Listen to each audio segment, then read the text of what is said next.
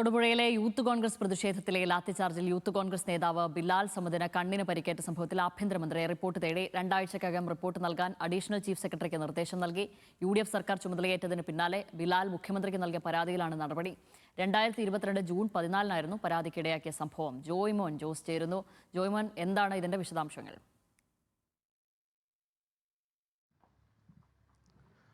ശ്യാമിലി, 2022 ജൂലൈയിലായിരുന്നു ഇത്തരത്തിൽ യൂത്ത് കോൺഗ്രസ് നടത്തിയ ഒരു മാർച്ച് അക്രമാസക്തമാവുകയും അത് ശാന്തമാക്കാൻ അല്ലെങ്കിൽ അത് നിയന്ത്രിക്കാനായി എത്തിയ പോലീസ് സംഘത്തിൽ നിന്നാണ് ഇത്തരത്തിൽ ഈ യൂത്ത് കോൺഗ്രസ് പ്രവർത്തകർ, അതായത് തൊടുപുഴ സ്വദേശിയും യൂത്ത് കോൺഗ്രസ് ജനറൽ സെക്രട്ടറി, ആ സമയത്ത് ജനറൽ സെക്രട്ടറിയുമായിരുന്ന ബിലാൽ സമദിന് ഗുരുതരമായി പരിക്കേൽക്കുന്നത്. അതായത് പോലീസിൻ്റെ ലാത്തി ചാർജിൽ ഇയാളുടെ ഇടത് കണ്ണിന് ഗുരുതരമായി പരിക്കേൽക്കുകയും ആ കണ്ണിൻ്റെ 30% കാഴ്ച നഷ്ടപ്പെടുന്ന ഒരു സാഹചര്യം ഉണ്ടായിരുന്നു. ഇതിന് പിന്നാലെ നിയമ പോരാട്ടത്തിലേക്ക് കടന്ന യൂത്ത് കോൺഗ്രസ് പ്രവർത്തകൻ പല പോലീസ് അധികാരികൾക്ക് മുമ്പിൽ പരാതി നൽകിയെങ്കിലും അതിലൊന്നും ഒരു തീരുമാനം ഉണ്ടായില്ല. അതായത് 2022 നടന്നു. അതിനുശേഷം ഇപ്പോൾ 4 വർഷമാകുന്നു.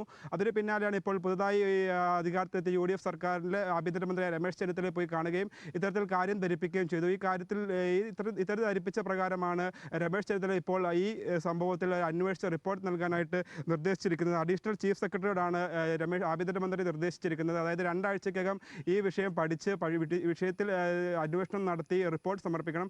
അതിനുശേഷം മറ്റ് നടപടിക്രമങ്ങളിലേക്ക് നീങ്ങാനുള്ള നീക്കത്തിലാണ് ആഭ്യന്തര വകുപ്പും അതുപോലെ തന്നെ പോലീസും. എന്തായാലും 2022 ഇത്തരത്തിലൊരു സംഭവം ഉണ്ടാകുന്നത്. അതായത് എയർ ക്യാമ്പിലെ പോലീസ് ഉദ്യോഗസ്ഥനായ അജിലിൽ നിന്നാണ് ഇത്തരത്തിൽ ഒരു ആക്രമണം അല്ലെങ്കിൽ ലാത്തി ചാർജിൽ ഒരു ഗുരുതരമായ ആക്രമണം നേരിടുന്നത്. അതായത് ലാത്തി ചാർജിന് നടക്കുമ്പോൾ തലയ്ക്ക് മുകളിലേക്ക് ലാത്തി വീശാൻ പാടില്ല എന്നുള്ള ചട്ടങ്ങൾ ഉൾപ്പെടെയുണ്ട്. ആ ചട്ടങ്ങളൊക്കെ ലംഘിച്ചാണ് ഗുരുതരമായ ഒരു കുറ്റകൃത്യം നടന്നിരുന്നത്. അതായത് ഈ യൂത്ത് കോൺഗ്രസ് പ്രവർത്തനത്തിൻ്റെ കാഴ്ച നഷ്ടപ്പെടുന്ന ഒരു സാഹചര്യം വരെ ഉണ്ടായിരുന്നു. അതിലാണ് ഇപ്പോൾ നടപടി ഉണ്ടായിരിക്കുന്നത്.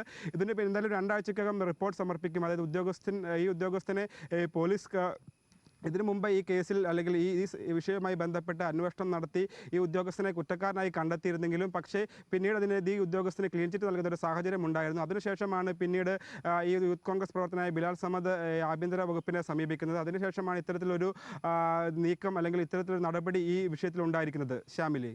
ശരി.